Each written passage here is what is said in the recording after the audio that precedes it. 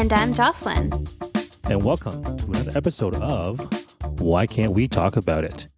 So as we, start off another episode today, we like to kind of just check in and see how we're doing. So Jocelyn, how are you today? I'm doing pretty good. I have a reco for you. Ooh, nice. Okay. Start it off. So it's not a book. I did have a book to recommend, but I was like, last week I recommended some stretching. So in the topic of wellness, I'm going to recommend tea. This is just a general recommendation for rooibos tea. Oh, okay. Do you know what rooibos tea is? I know the name, but I don't think I've had it before. Okay, so I used to pronounce it rooibos for the longest time. And then I went into an actual tea shop, and it was like a super fancy tea shop where they gave samples, and the sales assistant was like, "Would you like to try our rooibos tea?" And I was like, "Rooibos? I didn't know that that's how you're supposed to say it. I've been saying it rooibos the entire time." So maybe I just taught some listeners something new. But the reason why I like it so much is because it's a decaf tea, but it's still really good with milk. Like green tea or herbal teas are disgusting with milk. Like the thought of that just grosses me out. I mean, to each their own. But rooibos teas with milk are very close to like a black tea with milk or like an English breakfast tea with milk. And if I'm craving some tea at nighttime, I find that rooibos tea with milk, it just hits the spot. So I'm drinking some right now, and that's my reco. So it's decaf. It's decaf, yeah. There's still the tiny bit, even with decaf? Or is it actually like no caffeine? I did a quick Google before this just to be sure. Yeah. And it did say naturally caffeine free, and my box says decaf, so. Okay. I don't know if decaf is same as caffeine free, but it's still minimal, I suppose. Okay. Thanks for fact checking me. It's more likely that you'll be able to fall asleep than if you had like a full-on English breakfast tea. Okay. All right. That's fair enough. Thank you for that, reco. Appreciate it. Do you have an actual favorite of that type of tea, or it's just like any kind? Any kind is great. I'm sorry for any of our Canadian listeners, but my favorite is our in the States, we have a pumpkin spice rooibos tea from Trader Joe's, and it's so good. Okay. Oh, it's so good. You are forgiven. Trader Joe's is pretty awesome. Peak fall vibes. I'm sorry you can't get it up there, but it's super, super good. Speaking of words that we didn't know we're pronouncing incorrectly, you know the spice oregano? Oregano? Yeah. But don't they say it like that in the UK? Do they? Okay. I was kind of laughed at when I said, "Oh, it's oregano." You're just fancy. Okay. Well, thank you for making me feel a little better. I just assumed it was incorrect this whole time. It's okay. How are you doing? What's your update for me this week?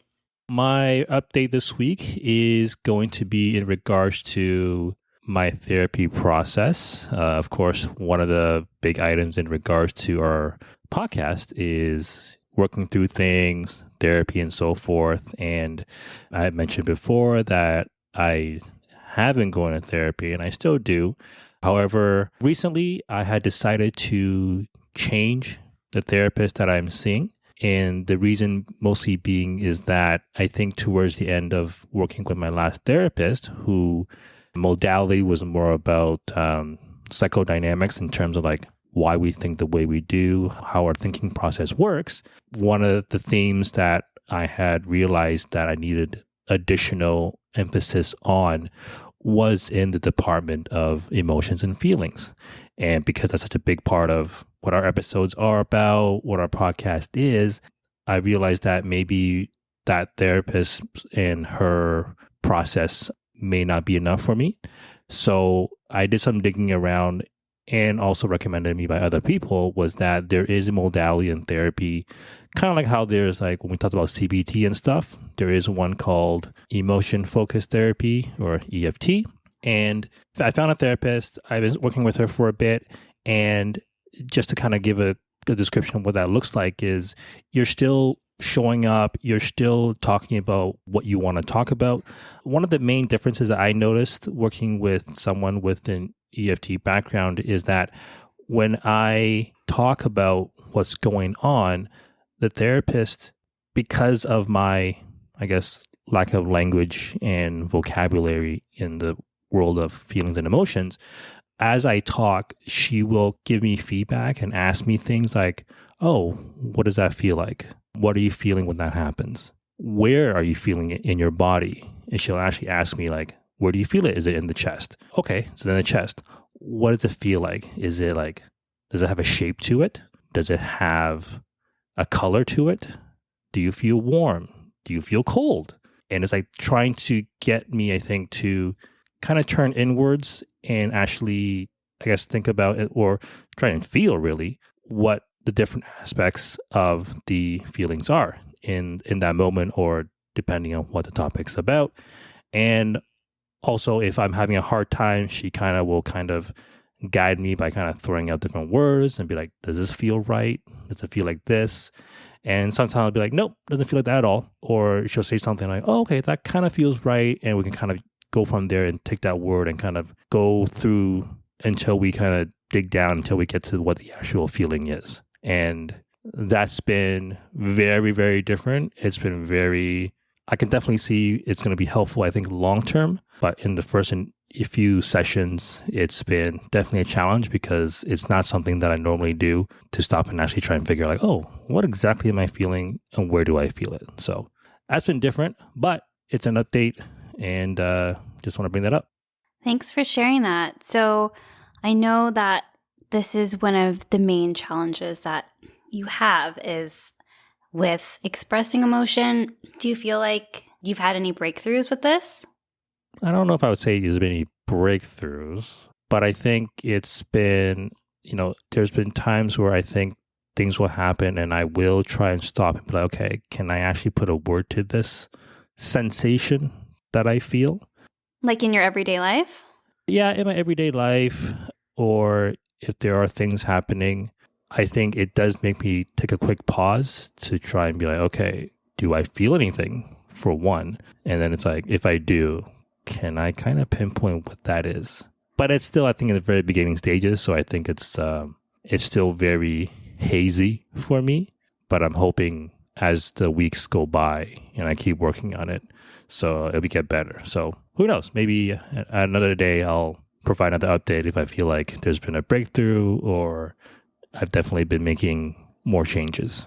For sure. I think that's still a win, though. The fact that you've caught yourself pausing to evaluate, like, what is the situation and what are my feelings right now as somebody who has been so, like, as we have said, like, go with the flow and not really expressing a lot of emotion either way. The fact that you are pausing every now and then is still a win. So that's great.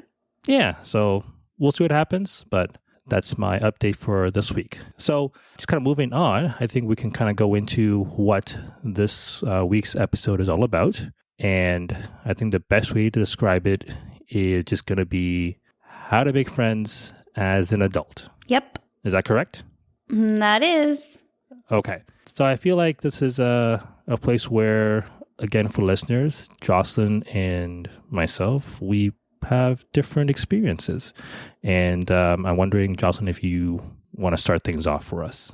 Yes. Well, actually, I'm going to start things off by asking you a question. Okay. Or asking you to provide our listeners with a bit of a background on what your friend situation is like, because we are very different in this regard. Just from how I know you, to me, it seems like the majority of your close friends are the same friends you've had like forever, since you were really young, like high school or even like kids. So can you tell us a bit about that, and also tell us when was the last time you made a new friend? Oh, okay. All right. So yeah, so you're correct. I would say that the majority of my friend circle, especially like the really close group, are mostly from elementary school. I believe only one or two are actually from high school times.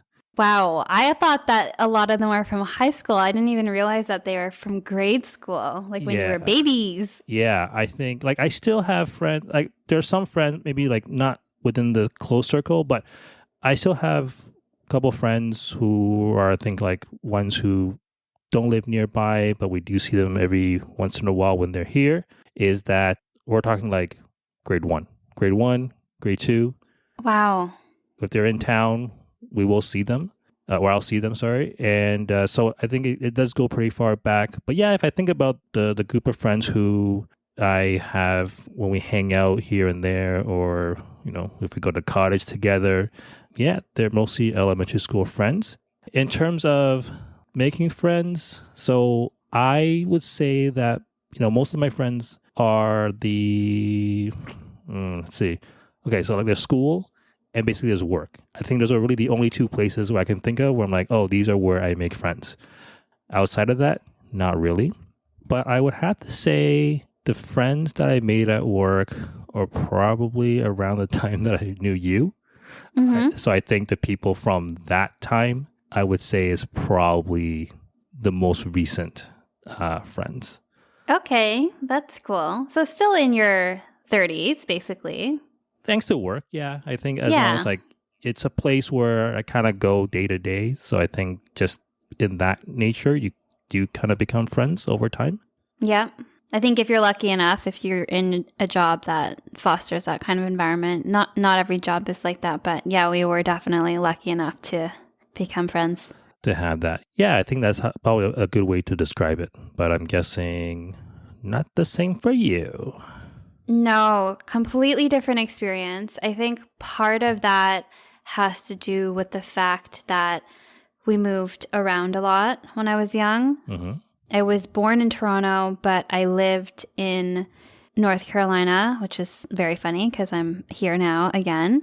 Then we moved back to Toronto. And then before I could form like really any close relationships, we moved again. I lived in Paris and then moved back. So at the time, I remember I was a really emotional kid. Okay. My moon is in Cancer, if anybody gives a shit about astrology. But I really, like, at the time would be so sad because everybody around me had besties from when they were like 5, like you. Yeah. And I didn't have any.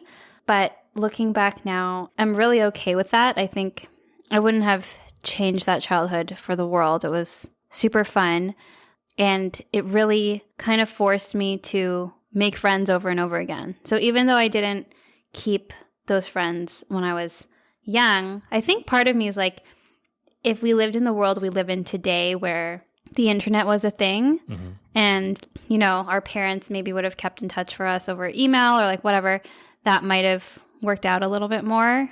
Or I guess email was a thing, but social media wasn't a thing. Yeah. So who knows? We might still have been friends. But my oldest friend is from grade 7 when I was in Toronto, and her name is Alma. Hi, Alma. My Mashibu. And then I still have friends from high school, but I have definitely made new friends throughout my 20s, and that's from work and outside of work as well. But I now find myself in a situation in the past few years. I've moved to a new country, and it's been the pandemic, so it's been kind of like a little bit challenging to go home when the lockdowns were still in place. So I had to make friends here. Yeah. And I've made a few friends in a new city. So I think I have some tips to share. But yeah, it's definitely a different experience to yours. I think I admire you so much for keeping that same friend group. I think it can be really tricky with friends that you have known forever. Sometimes people are like, they're just still friends because it's circumstantial, but you're really tight with your friends. You guys like go on trips together and you really Yeah. put in the effort. So I commend you. That's awesome. Yeah, because I was just after listening to what you just described too, is that I would say the one thing that I would say about making friends, at least in my personal experience, is that they never came about intentionally. There's not really any intention in terms of making friends, at least the way I made friends. They were just mostly because of school and work. It's like, it just kind of happened where same place happened to have maybe like certain activities that we're all doing, and then just like because you're doing the same stuff, commonality, then over time you become friends. And I think that's just kind of how it evolved, and then we just stayed together by still wanting to hang out, get food together, and just kind of like see what everyone's doing with their lives. But in terms of like how it originally started, I would say they were just because of what you had in common. But it wasn't like, hi, I want to be your friend. Do you want to be my friend? Like, it's not anything like that. Well, it's kind of funny you say that because that's actually going to be one of my tips. But that's pretty normal. And for a lot of people outside of, like, once you graduate, and if you're in a job where your friends are your colleagues, or sorry, your colleagues are not friends, or just colleagues, or they're work friends, like you don't really go any deeper than just that kind of superficial relationship, people can feel like a bit lonely, or like, how do I meet new friends? Or maybe they're at a point in their lives where their friends are going through different things. Maybe their like life stages are happening at different times. Like maybe they're the only one in their friend group that doesn't have kids, or maybe they're the only one in their friend group that does have kids, or maybe they've moved to a new place like me. Like there are definitely, I think in our late 20s or 30s, this is quite common. We find ourselves in a place where we want to make new friends, but we don't know how. I'm glad that we're having this conversation because I'm like, yep, I have no clue what to do in that department. So hopefully you can impart some wisdom my way and for the listeners listening in. Okay. You want me to give you some tips? Let me pull up my notes. I took some notes before this. Nice. Usually Danny and I have quite a spontaneous conversation, but I've actually written down some notes here because I, as a type A, extremely organized individual, I had to thoroughly put down my research and come back with the tips that I have found work the best. Okay. So my first tip is to make friends with people who are in a close proximity to you. So neighbors, basically. But I have a stipulation here. Not your next door neighbors, like if you're in an apartment specifically, like not someone super close, only because if things get awkward or like something goes wrong or like maybe the relationship just fizzles out, that would be hella awkward. So I don't recommend, like, you should be definitely cordial and polite with your next door neighbors, but I don't know, like if you're trying to make new friends, I approach this a bit cautiously. But I think making friends with people in a close proximity to you, so people who live in your area, is good because it's easy to do, and then also it's easy to maintain. So I'm going to give you my experience. I live in an apartment building.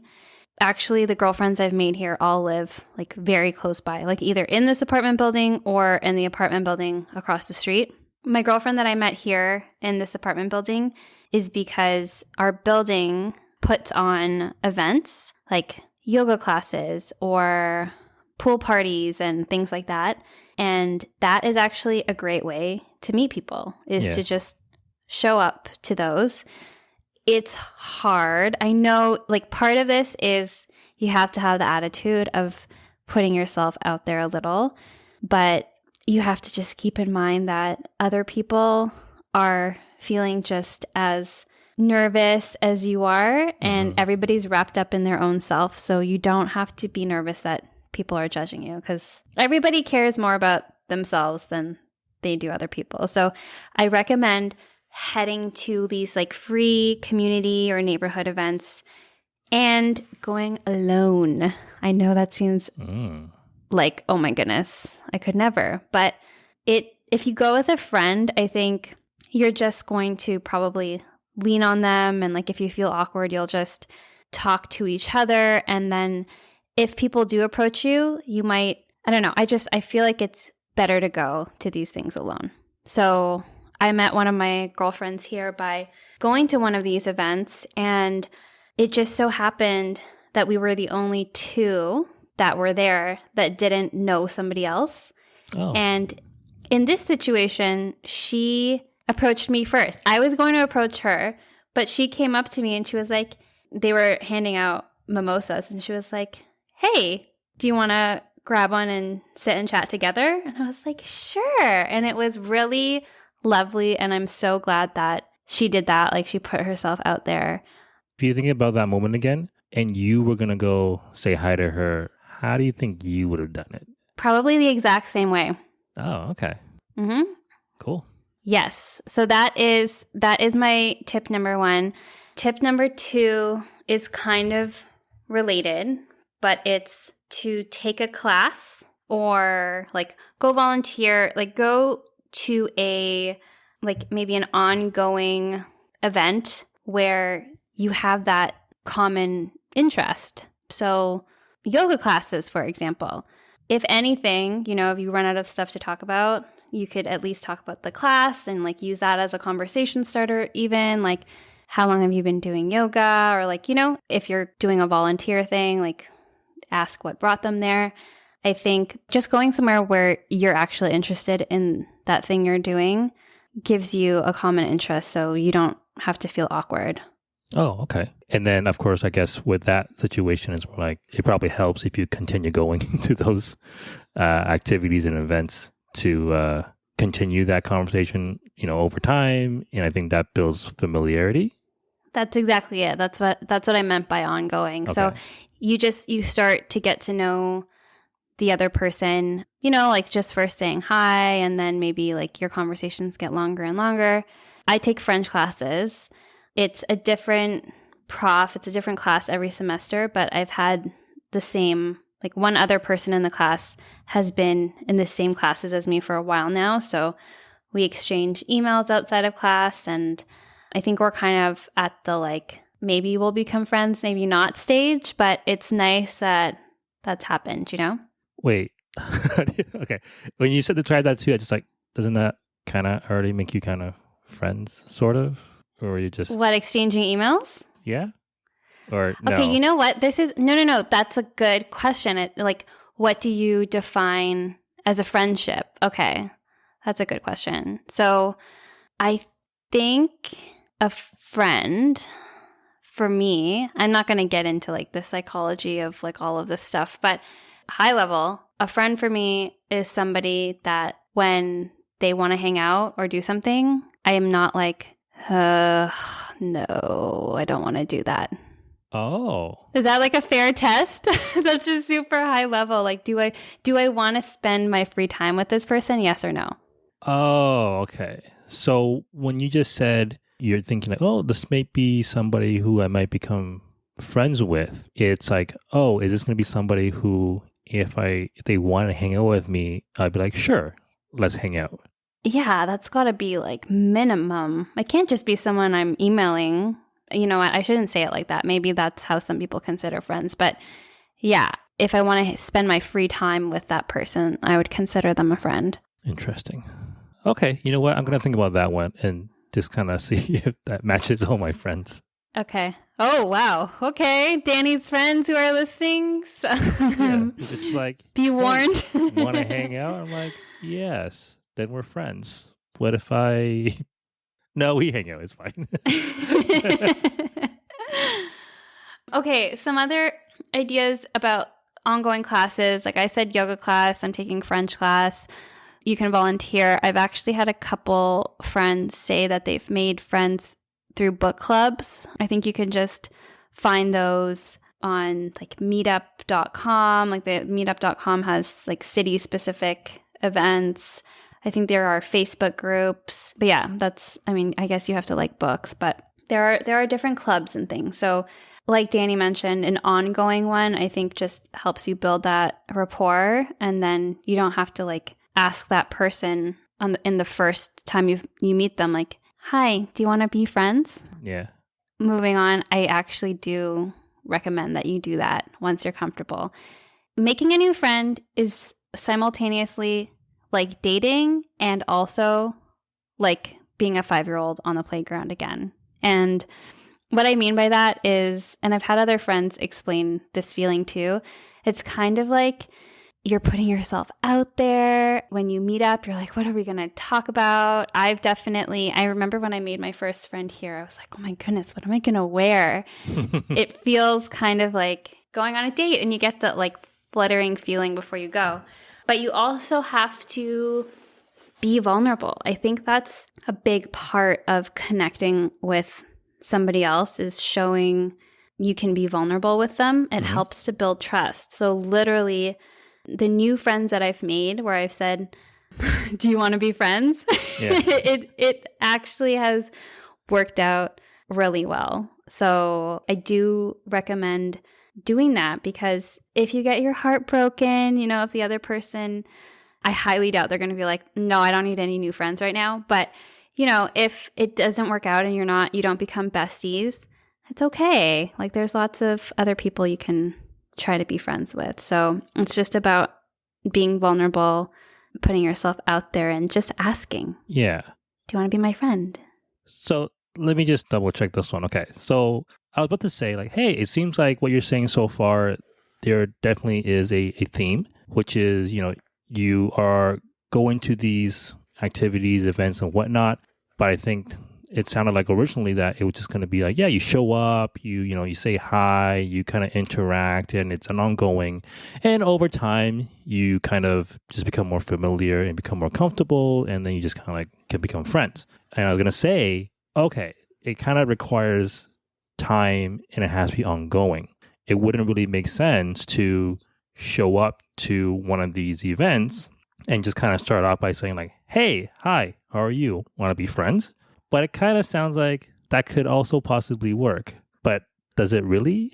Is that, what I'm trying to get at, like, does that actually, which one makes more sense the most? Or depends? So, yeah. So those two, I tried to like list those as two different examples. Like the first one is just go to an event or like go to a neighborhood gathering. Like if you're in a park and you see it's neighbors from where you live, like just go up and introduce yourself.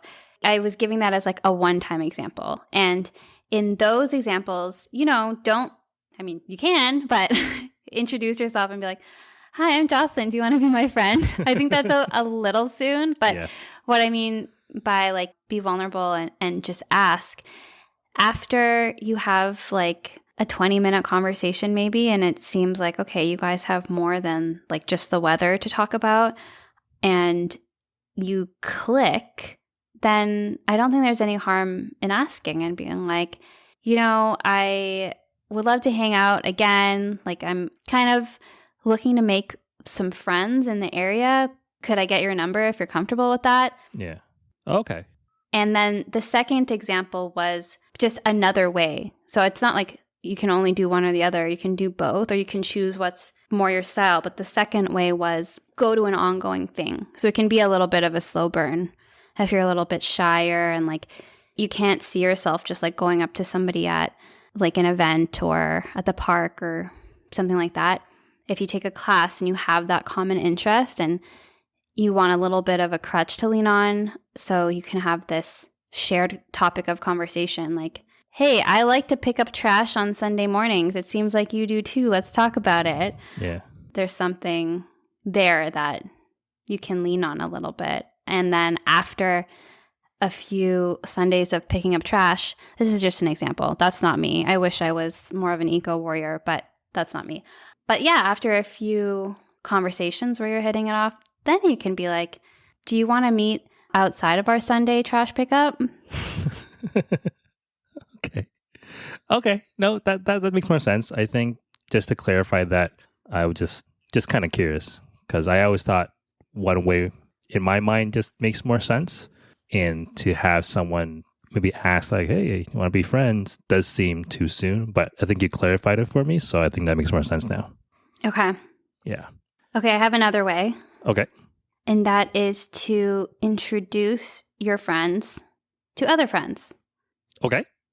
So we've become very good at doing this here because my girlfriend's here. I live in Durham, North Carolina, which is a big expat town. Like I find that a lot of people here are from somewhere else. So a lot of women here my age want to make new friends. So it's kind of almost just like the culture here. But when I make a new friend, I say, do you want to meet up with the other girlfriends that I have? So the friend that I said that I met in this building, her name's Genevieve. After meeting her, I immediately texted my first friend that I met here, whose name is Lily. And I said, I made a friend for us. I was like, I'm so excited. I made a friend for us and organized like a little hangout after that. And then she did the same thing. She met somebody in her hallway. So there you go, going up to a neighbor. And she then hosted a little hang for us, like Genevieve too. So then Genevieve made another friend via Lily. And it's just a nice thing to do. You know, if you think that you have a friend that might hit it off with somebody else, then it's a great way to do it. I've made some of my closest friends that way. Like my very, very good friend, Laura, we met by, like, this is totally different, but I guess shared experience. We were roomies when we did our semester abroad, and we became besties. And then she very graciously introduced me to her best friend from university, now my bestie as well, Mary Lee. I know they both listen, so this is why I'm giving all my friends shout outs, because they all support the pod. And I love them so much. But it was the best thing because I made another beautiful friend in my life, and we've all stayed friends. So I think that's like just one of the nicest things you can do is if you know that two people in your life who are super cool would hit it off with each other, then share the love. Right. I think it's nice that you're providing these tips, you know, especially because me growing up, it's not like anyone ever said, hey, Danny, if you want to make friends, this is how you do it. There was no guideline. There was just no process, or at least there's none in which anyone ever talked about.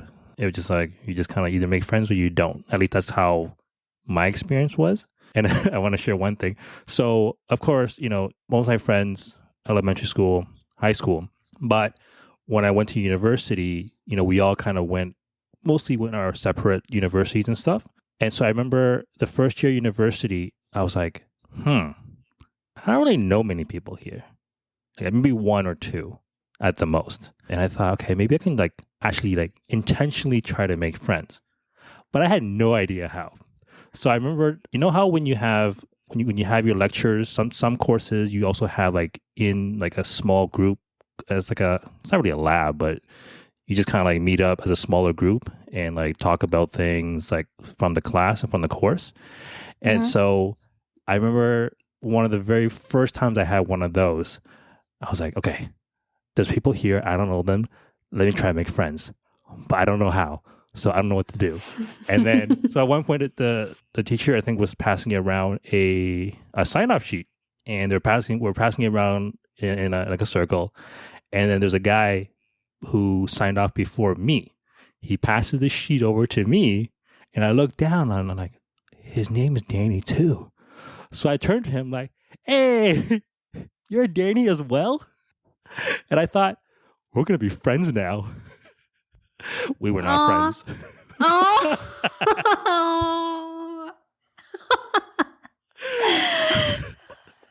It's okay. He didn't know what he was missing. Other Danny, you missed out. Well, to be fair, I think a couple classes later, I think he dropped out or something like that. But the point is, I was like, I thought just by saying that, hey, you're Danny too. I thought I made a friend. And it turns out that's not how you make friends. Although I guess maybe in a different scenario it would have. But I was like, no, not this time. It's hard to put yourself out there. It's tough. Yeah, especially at that. I think that in that time period of life too. Yes. Yes, it is. This is cool that we're doing this now in our 30s. because I think we have such a better sense of self. I remember being that young and you want to seem so cool and you want to like make the best first impression, and it's hard. Your brain is still developing. Honestly, it's a hard time. So I kind of like that we're doing it now at this age and being forced to do it now. I enjoy it. I like meeting new people, and it's very different than, making friends when you're younger. The timing definitely is different, but I do also feel like it's important to just mention that having friends is important. It's actually like just having some kind of social structure or social circle is actually pretty important, I think, to our well-being in general. I remember my very first session of therapy, my therapist, one of the questions she asked me, she's like, "Do you have friends?" And I remember I was like, "Yeah, I have friends." And kind of awkwardly laughing at that question because I thought to myself, like, why is that even a question? But upon reflection, I was like, well, you know what? There are people who don't really have a strong social circle, people who they can talk to, people who can vent to or share experiences with and to just do stuff together. And I think for those individuals where if you're in that scenario, it's very challenging and difficult to make friends depending on your circumstances. And so without that, I think, I can see that people's well-being can deteriorate. Absolutely. If they're in a situation. So I know I'm very lucky that I have the same ongoing circle of friends, especially because clearly very awkward at making new friends. So I'm glad that I still have the ones for so long ago. Because I think if, let's say, you and I switched positions and I found myself in a city where I didn't know anyone, I actually don't know how I would fare in that situation, especially when I'm like, I have no clue what to do here. It's just something I just kind of crossed my mind where it's like, yeah, you know what? As much as we're talking about how to make friends, it is actually, I think, more important than we think sometimes. So just a bit of a food for thought. Yeah, it's a good flag. I'm glad you brought that up because I had the same question from a lot of my therapists. Like, what is your friend circle like? Like, do you have close people you can be yourself around? A lot of studies have shown that the things that contribute to happiness, like the older we get, no surprise, it's not like the cars and the material things, the shopping. It's the experiences you share with your close personal connections, your friends. So it's important. Yeah, and I guess I would add too, and let me know if you agree or disagree, but I think the quality of friendship kind of makes sense. I'm just thinking about how, like, there's some people I know from back in the day, I'd say, where I think they had a lot of acquaintances, but I don't think they seemed as happy or content versus some people I know who may have a small circle of friends, but they're like good quality friends that like they can rely on. Just having the more doesn't necessarily mean better. I think when it comes to the people you know and the friends you have. So I think that's also one thing I feel like is worth mentioning. Is that you agree with that one? I completely agree. I'm glad you brought that up too. My boss is always commenting. I joke that I have 7 best friends. He's like, how? Like, then they're not your best. Like, by definition, that doesn't make sense. And I'm like, no, they're all my besties. You just don't get it.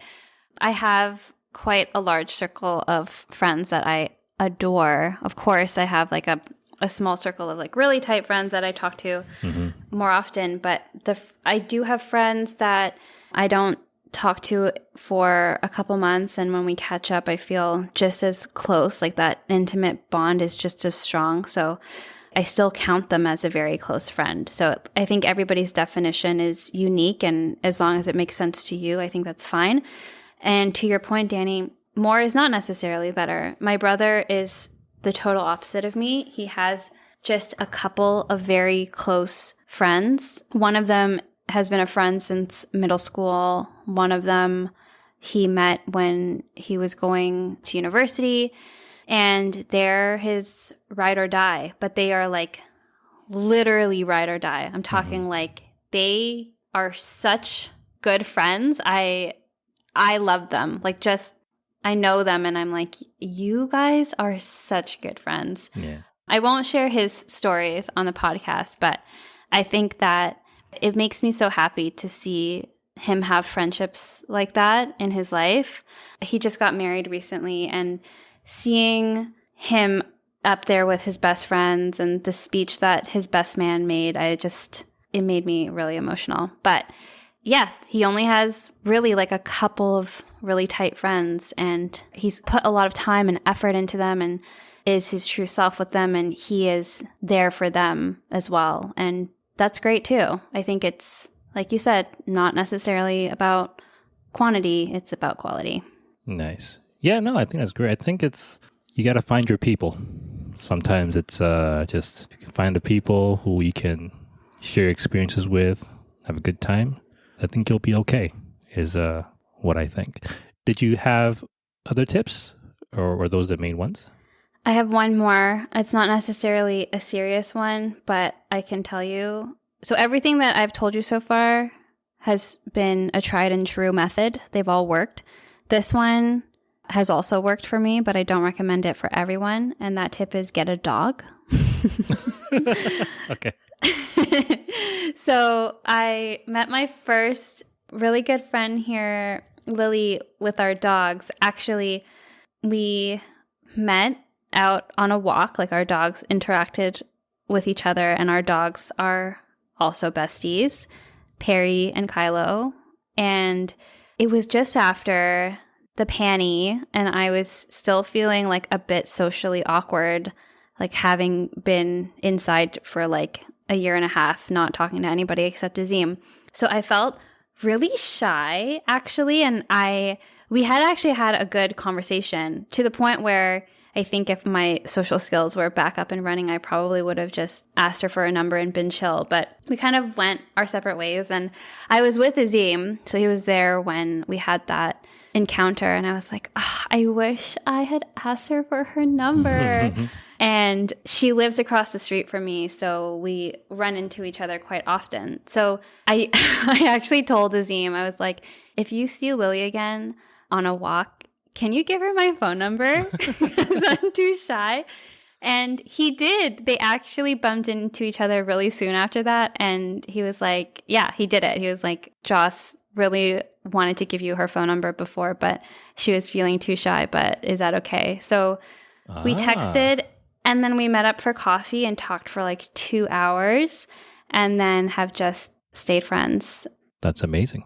It was a really lovely chance encounter, and it worked because of our dogs. And my sister-in-law got a dog recently too, and she has said that it's a great way to meet people. She takes her dog to the dog park and on lots of walks around her neighborhood, and she's met friends that way, like Milo. Yes, our dogs are Milo and Kylo. Milo had his first birthday party this past weekend, and I was like, oh, that's so cute. Like, what are you going to do? I didn't really think it was going to be a party. It was a party. Like, She invited other dogs and the owners. And so, yeah, it was really just like a party for friends, right? Like the friends that she had met through her dog and taking Milo out. So I'm not saying to turn your life upside down and get a dependent animal that will take over your life, but hey, it works. And also, if you don't make friends, then your dog will be your friend. I guarantee you that. Okay, yeah, that is true. Dogs are definitely a conversation starter. You kind of can't ignore them. Like, I live in a condo building, so you do see a lot of dogs, and yeah, it's always like, oh, your dog's so cute, and what's their name? What kind of dog is it? It gets people talking. So I 100% agree with you on that one. Not saying that's the thing to do. However, it probably wouldn't hurt. If you've been thinking about it, this might be your sign. Although, you know what? Maybe we should do a podcast episode on the puppy blues, because... What is that? Oh my goodness, Danny. Yeah, maybe we should do an episode on it. There was a good, 6 to 8 month period where I have no problem saying this now because Kylo is the light of my life and I would do anything for that dog. In fact, we're going on a trip soon and I've like basically booked my entire trip around this dog because we're bringing him with us. But for the first 6 to 8 months of having him, I regretted getting him. I fully regretted it. I was like, you are the worst. You suck so much. I hate you. And I was so upset. I was sleepless. It was brutal. So be forewarned before you get a dog. There's pain involved, but lots of joy after the initial period and new friends. Yeah, I'm sure that's something where most people, and I'm just going to guess here because I don't have a dog, but I imagine for dog owners, if they do feel that way, probably not something that is okay or easy to bring up. And I imagine that's something where, as a dog owner, you're probably like, I got to keep this to myself. The idea of kind of regretting it is not cool. So I was embarrassed until it made me feel so much better when other people were like, don't worry, I totally felt the same way. You know what? You like Reddit. I know you love going on Reddit. This is like one of the only times I've really used Reddit very frequently was when I first got Kylo, because there is a thread called Puppy Blues, I think. There are so many people out there that felt similarly. So that helped a lot. In person, it's hard to admit and be like, I hate my dog. Like, I don't know about you, but I don't know a lot of people who have said that. Yeah, there is a pros to saying things anonymously online, I think. Sometimes I feel like if you go online, especially Reddit, people are going to say some pretty real stuff in there. Yes. And things you would never really hear in person. So... But thanks for sharing that part too, because I think that's something worth noting. Okay, so maybe this is a good place to wrap up. Wrap it up. Again, I think it's great to talk about these things, how to make friends. We both have very different experiences. Myself, I've mostly kind of been around the same place most of my life, whereas for Jocelyn, it's like a lot of moving around, a lot of traveling. So we all made friends, but the way we did it was very different stuff. And I think as we get older, these things become more important, but also becomes more difficult for adults to make friends. So thank you, Jocelyn, for giving your tips and sharing your experiences. And thank you for sharing. Yeah, you're welcome. So I think that's it for today. Thank you to all the listeners for listening. And we'll be back again next week with another episode of Why Can't We Talk About It? Thanks for listening. Bye. Bye.